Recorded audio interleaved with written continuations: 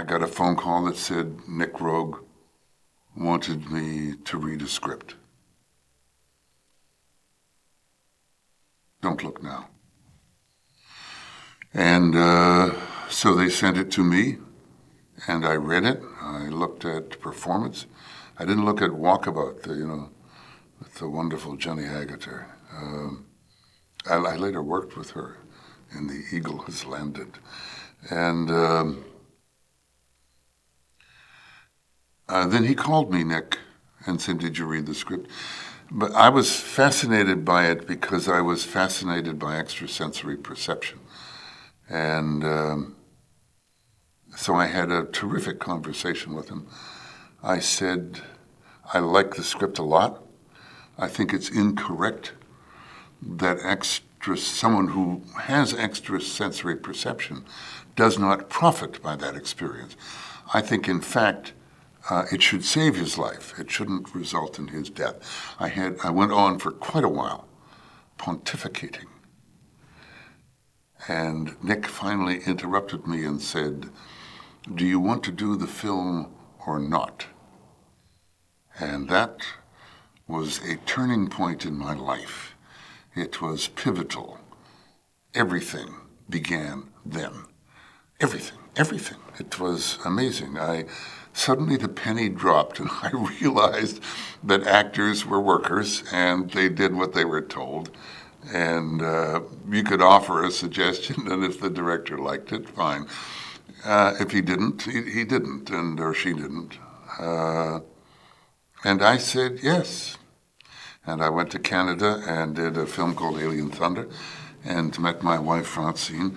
I said, my only condition is I have to go to Venice first, because I was in Venice. I had had spinal meningitis when I was shooting Kelly's Heroes in Yugoslavia, and I had gone to Venice and was terrified. Spinal meningitis really fries your brains, and I was completely crazy. And I'd gone to Venice to get a train to Milan, and I was terrified. And I went back with Francine, and we had a wonderful time. We stayed in the Bauer Grunwald Hotel, curiously in the same suite that Nick was later to shoot that famous conjugal love scene of the Baxters. And I said, okay, I'll do the film. So we shot the English part before Christmas. We took a Christmas break, and then we went to Venice in those beautiful winter months and shot the film there. It's interesting, I had all my life terrible vertigo and fear of drowning and fear of being out abandoned in open water. And I sail boats all the time, out in open water alone. And when we were doing I liked him. I wore that wig, that Ziggy wig. We put a little bit too much hair in it, but because so many of those guys in that period, particularly architects, looking really good and thin, had afros, I guess they weren't called afros. What were they called? I don't know. But in any event, we were shooting in a basilica, and it was a scene where I was on a gantry up above and putting a tile in, and a board broke loose and something came down, and my character falls down and is on a rope captured and swings in and saves himself. And we had, of course, a stuntman to do that. I was not going to do that. One, I had vertigo and was terrified to do it. So we came the morning. We had the place for one day. And the stuntman refused to do it. They were complicated, the stunt guys, the cascadeurs in Italy at that time. And he didn't think the insurance was good enough for his family in case he fell 50 feet onto a marble floor and died. And Nick was desperate, as Nick can get, desperate. He said, I'm going to lose the shot, and it's key, it's elemental. And I said, I will do it. They strapped me up, put a Kirby wire on me, and ran it through my sleeve, and then got me up onto the gantry. And curiously, because it wasn't me up there, it was John Baxter, I didn't have any vertigo. And Nick said, listen, what we're going to do is hit you with a 10 by 2. which is this huge board, and knock you off the thing. The gantry will drop down. You'll swing forward, land, and we'll get you off right away. Have no fear. Don't worry about it at all. I said, okay, I wasn't worried. I had this Kirby wire that was going to secure me. So they secured all of that. And the 10x2 comes down, hits me, I go down, I swing down. I go over. There are 3 guys standing on the balcony with Nick and Tony Richmond, who was the director of photography. And they've got these huge sticks, and they push me off. They push me off. I'm out in the middle, 50 feet above this marble floor, under this dome of a little basilica, turning like that, twisting, back and forth, back and forth, back and forth. Finally, after minutes, he lets me go, and I land. And it was that kind of an experience all the way through. At the end, there's a question in there, whatever it is. Anyway, at the end, you'll see where the knifing of the cutting of my throat happens. We'd had an Italian special effects guy come up, and with this special knife that was going to hit me, the blade was going to go back. And I said, let's try it. And he said, I trust this. I'll do it on my son. I said, no, not on your son. Let's just do it on this little stick. So I held out, I picked it up off the ground, a little stick, and he took the knife and the stick shattered into a million pieces. I said, guys, this is not going to work. So we saved that shot till the end of the shooting, because Nick thought for sure that I was going to die. And I thought I was going to die. And such was our passion and our commitment to the project and my belief in the brilliance of this fellow Roeg that I agreed. And what we did, in fact, do was shoot it in reverse. And so it started there and pulled back with this, it's a woman, actually, a very short and older woman from Rome, quite famous, and who wore the little red coat. And so this was peppered all the way through. And I was, years later, Vic Armstrong is a very famous British stunt director, second unit director, wonderful guy. And we had worked together. He had doubled for me many times, and he later doubled all the time for Harrison Ford. And I was talking to him about this experience about falling down, and I was saying I was okay because I was on a Kirby wire. And he looked at me, and he was white in the face. I said, what's the matter? He said, you were going like that? I said, yeah, I was going like that. He said, if you go like that, Kirby wires break. I went, oh. Well, so there we were. So it was that kind of a picture. I see somewhere, they always talk about Allan Scott. It's terrific, Allan. But his co-writer was Chris Bryant. And Chris was the other partner in the writing process of that script. It was a script that was filled, I mean, they call it a horror picture, and it's horrible only because of grief and loss, incredible sadness. There's a story about, because in this film, they lose their child. Originally, in her story, the child died, I think, of meningitis, which is a death that happens. You lose a child to a death, it's a terrible loss.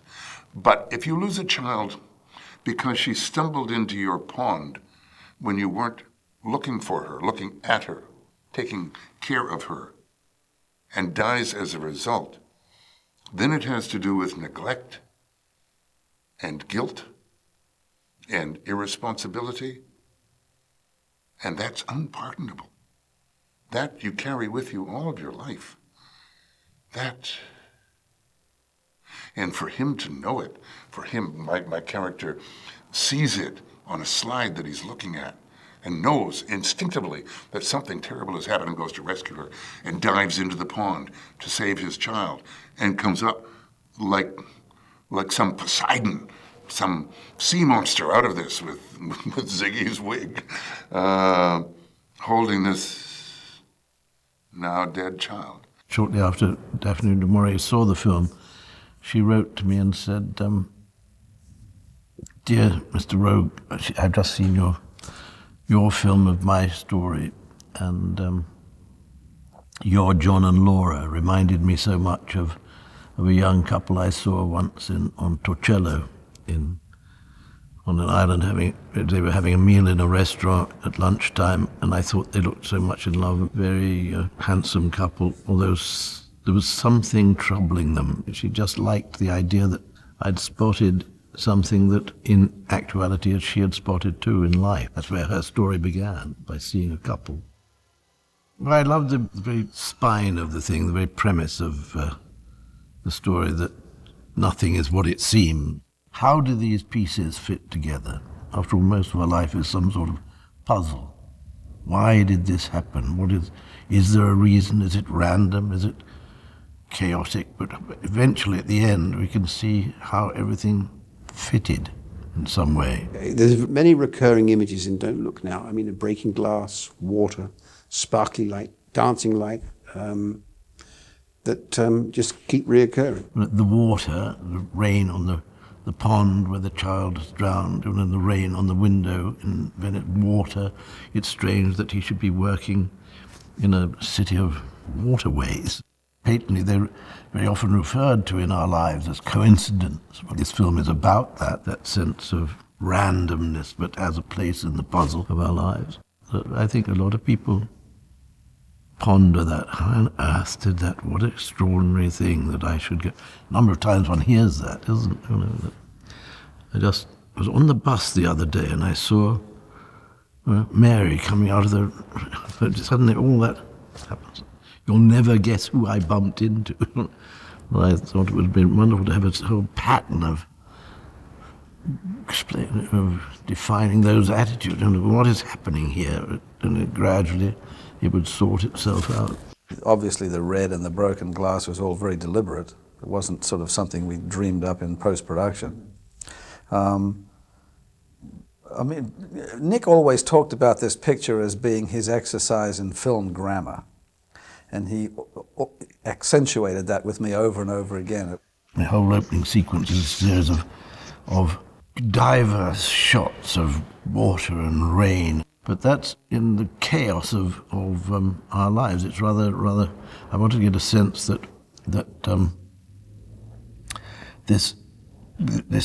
these images were part of a puzzle that we would gradually come to understand. That they'd develop, and we'd remember. But oh, I see. That's why we saw that. That's why we saw that image. That's why I saw that. Not as explicitly as that, but it would create a sense of mystery. The little girl had been in the swimming pool, didn't mind. She was a very good swimmer. We had a pond, but we also had a tank with weeds and things in it. I know she didn't mind being under the water. She was a terrific little girl. But then when she had the clothes on, she went in, and the weeds were across her face, and Donald put his arms in to take her out as his child, and his calling and his moan. Oh, it's a terrible moment. It transmisses itself to this child. She was suddenly terrified, and she was quite a wonderful swimmer.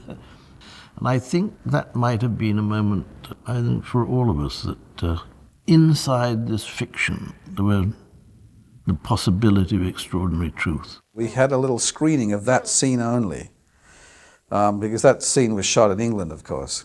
And we screened that scene on its own before we went on with much more of the movie.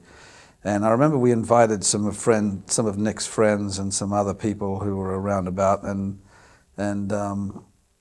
it made a huge impression on people. So I knew right away that we were off to a good start. Donald was shooting at the time, and that we were due to start, but people are fated sometimes to do something. They just it falls into place. And again, it was curious for this film, which had a mystery to it anyway, a sense of the mysterious, that Donald was shooting a film, and it seemed, that it was impossible that it would clash, all the dates would clash. Julie was working, I think she was working on, helping on the McGovern campaign, but somehow I never sensed that it would be anybody else but Julie and Donald. And suddenly, I think it was 6 weeks or something before, or maybe 8 weeks or a couple of months before, that suddenly Donald's film collapsed, or they ran out of money or whatever. Something happened he was free. and McGovern campaign became a part, and Julie was free. But at no point did I ever think they wouldn't be. That's never happened to me before or since. Julie is a brilliant actress. She is the DNA of a film. She's the purity of her performing is exquisite. The simplicity of it. There was a story about Sybil Thorndike, who was a famous British actress, watching, I think it was called The Prince and the Showgirl with Olivier and Marilyn Monroe. And she was trashing Marilyn Monroe to Olivier.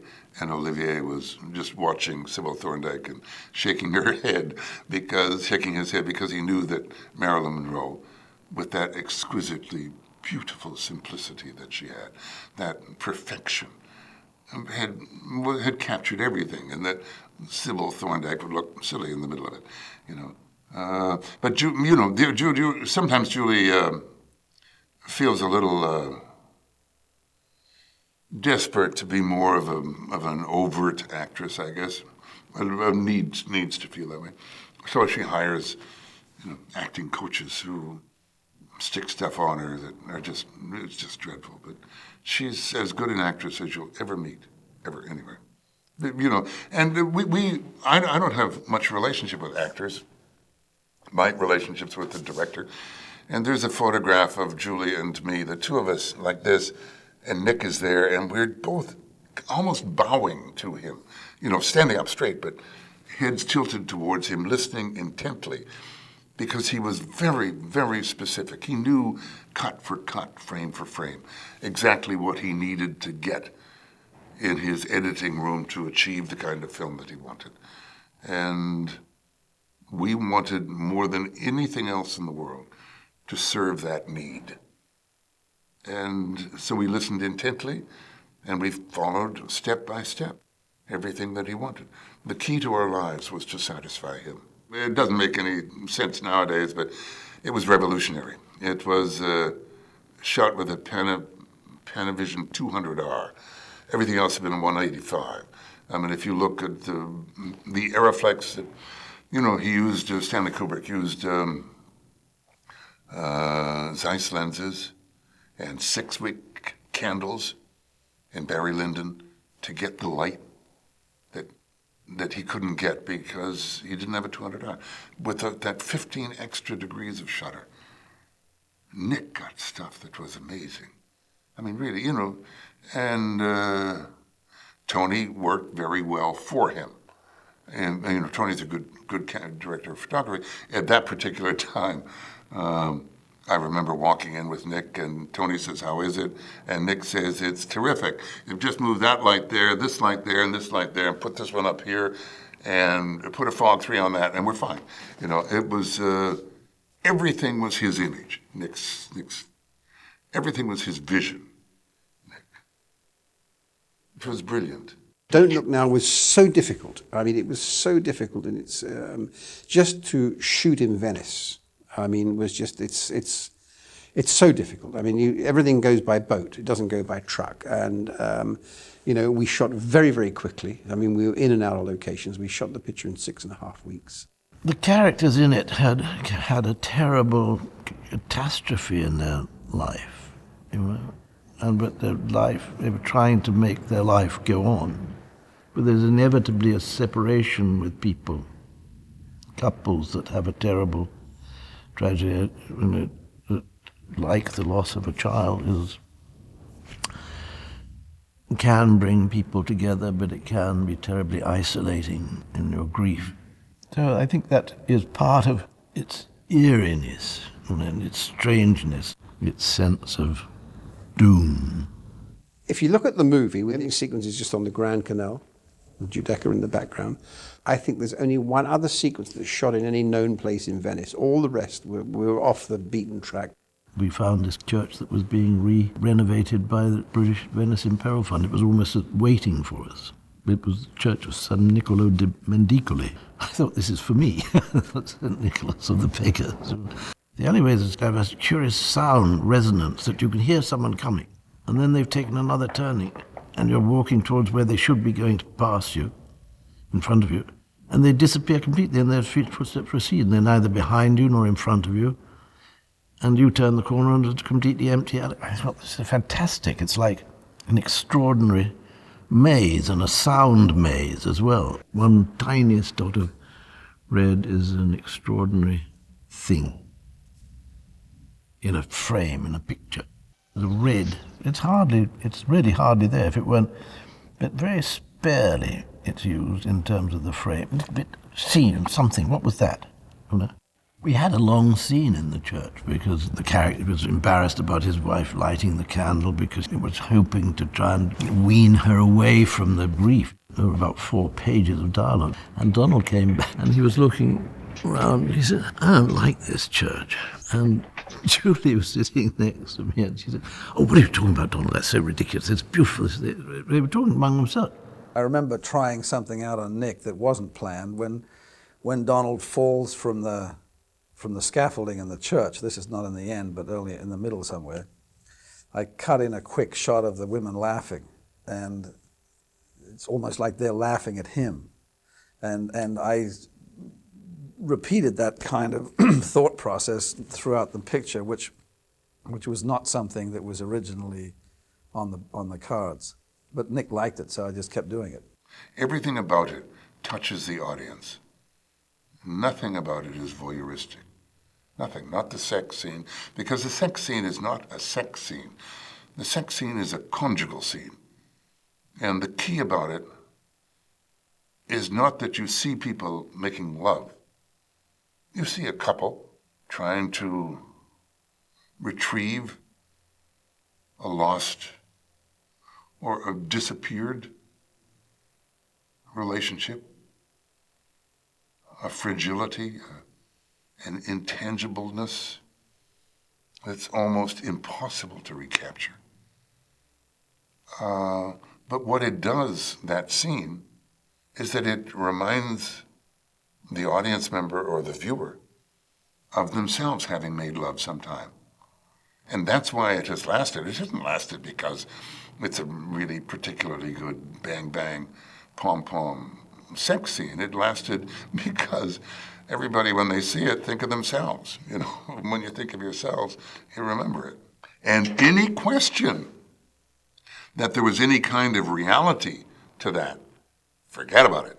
Because Julie and I, we had hardly met, and we were standing naked, and we walked like 2 people going into a death chamber, into this room with a bed, and traumatized, but eager to do, as I described before, whatever Nick needed.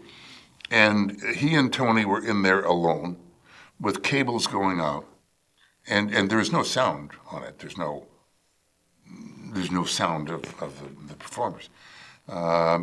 They just had 2 unblimped Aeroflexes. Do you know what an unblimped Aeroflex sounds like? Like that. But with the rhythm of a sewing machine, because that was the kind of motor that they were run on.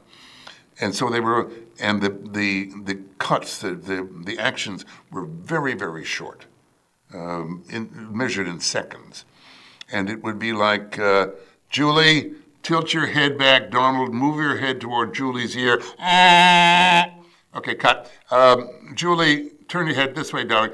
Okay, lift your chin up a little bit. Okay, Donald, move yourself up. That's it, perfect. Okay, Julie, come. It was like that. It was like that. The love scene has been talked about because it's dark and it's right in the middle of a story that would apparently have no reason for it. As I recall, he pretty well had it in his mind that that scene was not going to be cut in a linear fashion. And we shot that love scene very quickly. Very, very quick. Unbelievably quick. We shot it in an hour and a half. No one knew we were shooting it.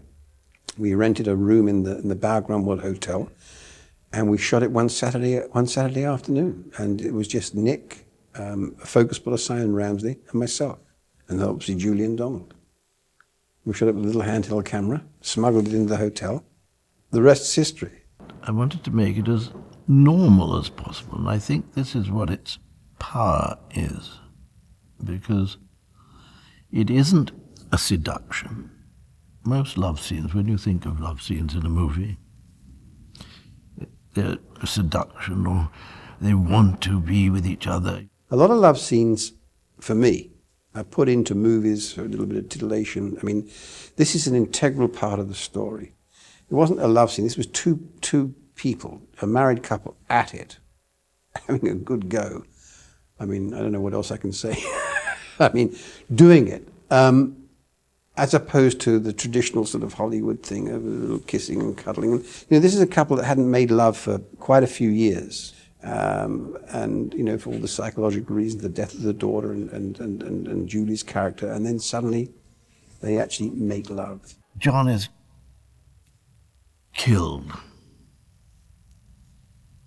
by this fatal thing, that some prescience of which was right at the beginning. And John just says, oh, nothing's what it seems.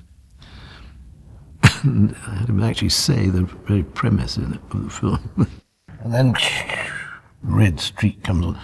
She puts her arms through the gates of this palazzo, and she says, darlings. She doesn't know that what's going to happen. Darlings, not darling, darlings. She knows that somehow they're together.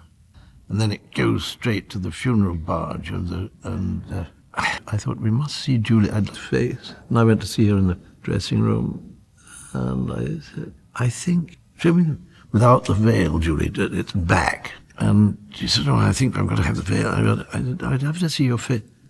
Maybe, just think about it, maybe, instead of you're smiling.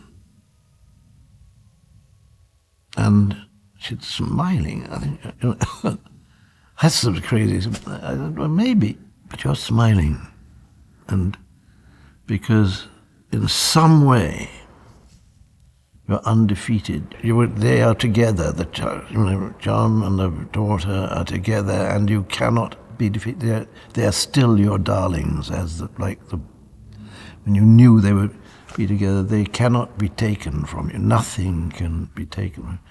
A smile of the undefeated is in the face of disaster and fate, is much more, to me, much more powerful. No matter what you do, I know I was loved and I loved someone. I mean, she looked fantastic, because I'd have hated it to have ended in triumph of bad things. You see Americans saying, oh, I found the film confusing for a lot of complicated reasons. Fox, and there were other influences that were negative towards the film. Famous influences, nefarious influences, who wanted very much that the release of the film be very limited in the United States. And when Nick came over to see it, he phoned the theater and said, what are the screenings? And they said 2, 4, 6, and 8. But the film that he gave them was, I think, 2 hours and 25 minutes long. So Fox had cut out 25 minutes. In England, you never hear of someone saying, I found it confusing, because it was magical. I mean, if you look at the advertising in the United States, it's a Victorian horror house. But Time magazine, when they reviewed it, said, if you want to see what The Exorcist should have looked like, go see this film. I don't go to see films that I'm in, so I don't know whether I've actually ever seen it, to be truthful. I should go see it. I saw Clute a couple of years ago, and I have seen, I think, MASH in its entirety by now. Kelly's Heroes I have seen. It's a funny film.